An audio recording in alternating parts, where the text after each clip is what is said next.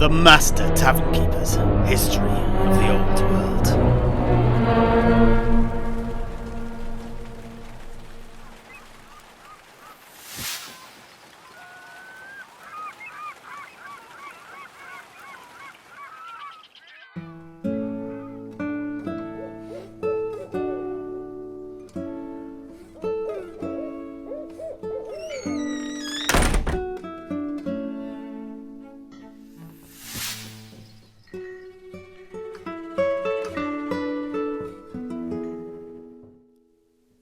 And so, some 90 years ago, our friendly neighbourhood berserker, Strolvar, still using his real name of Gogok Firebone at the time, sat down with his old friend, the Norscan merchant Borkil Brom, to learn what had happened to Karak Kadrin during the first 8 months of the reign of the new young dwarf king of Karak Kadrin, Ungrim Blackheart.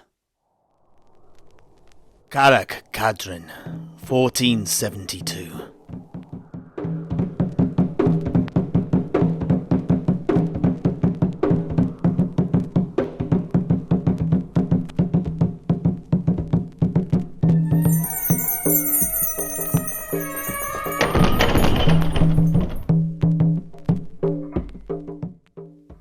The Human Quarter, Borkil Brom's Bazaar. Yorka, as you know, the Dawi kings of Karak Kadrin, like all the kings of Karak Angkor, are oath-bound to serve the greater good of, and to protect, both the kingdom they rule and the subjects that empower them in that role. And, my young Dawi, nobly was this oath kept by every monarch who has ever sat upon the cold throne of the stronghold of the pass. That was until the tragedy of King Baragor. You know the tale, Manlin. I had not expected that. I do. But Tor, you Dawi are good at many things, but keeping secrets is not one of them. You're all too damn straight and honest. There's much a curious man can learn when he spends a lot of time around you lot. I'll admit that. There are some tongues that get a bit too loose when the ale is flowing. The old Thane, Morgrim Redlane, first amongst them. He oft comes in here for a drink and a chat. Yorka, now, I'm sure you know all this, but I was taught by my father to explain myself fully when I'm laying out any premise. Tell the tale from the start and tell it properly. If it's worth saying, it's worth saying in full, he'd always say to me. And such has become my habit. I know that about you. And it's probably what kept me coming back again and again to hear your talk when I was a beardling. Are you telling me you're not still a beardling? Oi! I'm only teasing. Yorka, as I was saying, it was the oath of Baragor, after the death of his daughter under the talons of the vile dragon Skaladrak, that has injected poisonous duality into the king of Karak Kadrin's role. As far as I can tell, from what I've heard, Baragor took some form of the Slayer's oath that bound him to seek his doom in pursuit of the great dragon that had robbed him of all the joy in his life. No other death by his blade would satisfy his oath, and even his own doom, his own death, could neither expunge his shame nor free his heirs from this duty. And though he came close to killing the beast, he ultimately failed, and after that, with his own death during the tragic cave-in, the duty obviously fell upon his son, Dargo. But Dargo's reign, and the reign of every king since, has been strained to near breaking by one thing: the absence of Skaladrak. He'd disappeared. He'd gone to ground. No doubt hidden away, licking his wounds after his fight with Baragor. This left frustrated Slayer King after frustrated Slayer King on the throne, unable to fulfill the oath of Baragor, try as hard as they might, search as far and wide as they could. It left king after king, shackled by shame, a shame that they could not remove, and duties that they could not fulfill. Is anything more ailing for a dwarf? I think not. Now, don't get me wrong, each has done much good in their duty to protect their hold, and the fostering of the fire of Grimnir in the Hold's heart has been a great boon to Karak Kadrin. The slayers who reside here, yourself included, though they cause much trouble and friction, are a mighty deterrent to our enemies, and I've no doubt that their presence will preserve Karak Kadrin, whilst others fall to goblin and rat. But the king's duty to also seek out and kill Skaladrak, or die trying if they could not kill it, was something that consumed them, forced them into early graves, and stained each reign. That was, of course, until the reign of the old king, Ungrim Stormbreaker, for in his time, Skaladrak returned, and with it, the chance to finally fulfill the oath of Baragor.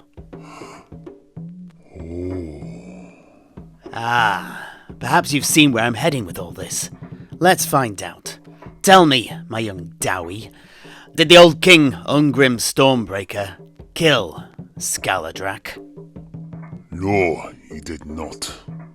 Snorri told me that he and many of the other slayers that accompanied him died in the fight with the dragon, crushed to death by its bulk.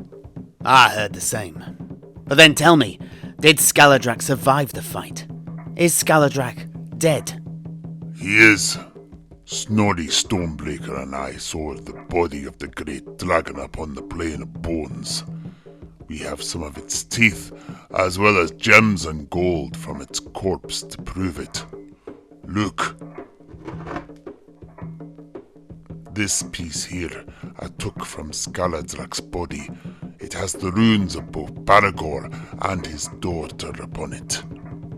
Something it must have swallowed all those centuries ago when it attacked her wedding caravan.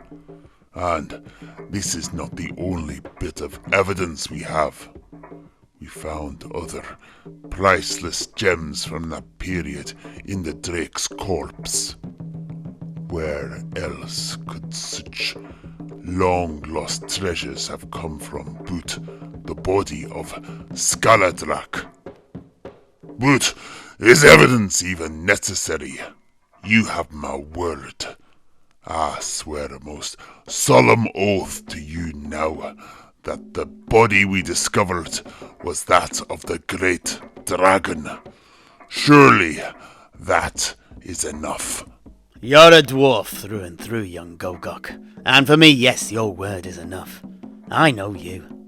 And for many in the hold too, yes, you'd be believed. But for the young king, no. His ears are full of beeswax. Wax that he has put there himself when it comes to this subject. Explain. Think about it. What does the death of Skaladrak mean if the hand that dealt it was not of the line of Baragor? In that scenario, does the king fulfill his ancestors' oath if it was merely a subject of his that felled Skaladrak? No, he does not. Exactly.